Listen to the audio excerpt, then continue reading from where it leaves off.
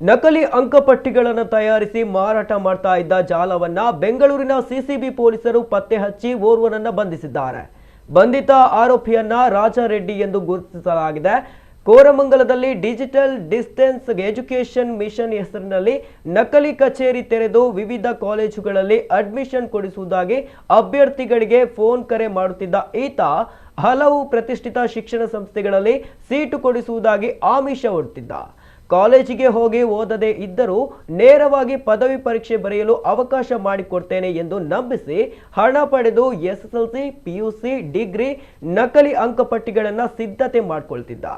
ಈ ನಕಲಿ ಮಾರ್ಕ್ಸ್ ಕಾರ್ಡ್ಗಳನ್ನು ಪ್ರತಿಯೊಂದಕ್ಕೆ 30,000ದಿಂದ 50,000 ರುಗೆ ಗಿರಾಕಿಗಳಿಗೆ ಮಾರಾಟ ಮಾಡ್ತಿದ್ದ.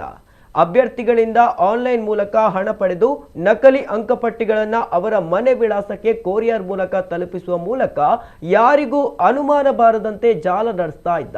ಬೆಂಗಳೂರು ನಗರದಲ್ಲಿ ಇಂತಹದೊಂದು ನಕಲಿ ಮಾರ್ಕ್ಸ್ ಕಾರ್ಡ್ ದಂಧೆ ನಡೆಯುತ್ತಿರುವ ಬಗ್ಗೆ ನಿಖರ ಮಾಹಿತಿ ಲಭ್ಯವಾಗ್ತಾ ಇದ್ದಂತೆ ಸಿಸಿಬಿ ಪೊಲೀಸರು ಕಚೇರಿಗೆ ದಾಳಿ ನಡೆಸಿದ್ದಾರೆ. ದಾಳಿಯ ವೇಳೆ ಕಚೇರಿಯಲ್ಲಿದ್ದ 50ಕ್ಕೂ ಅಧಿಕ ನಕಲಿ ಅಂಕಪಟ್ಟಿಗಳನ್ನು ಪೊಲೀಸರು ವಶಪಡಿಸಿಕೊಂಡಿದ್ದು ಓರ್ವ ಆರೋಪಿಯನ್ನ ಬಂಧಿಸಿ ಜೈಲಿಗಟ್ಟಿದ್ದಾರೆ. ಇನ್ನಿಬ್ಬರು ಆರೋಪಿಗಳಾದ ಕಾರ್ತಿಕ್ ಹಾಗೂ ಆರ್ಯನ್ ಎಂಬುವರು ಪರಾರಿಯಾಗಿದ್ದು ಆರೋಪಿಗಳ ಪತ್ತೆಗಾಗಿ ಪೊಲೀಸರು ಬಲೆ ಬೀಸಿದ್ದಾರೆ.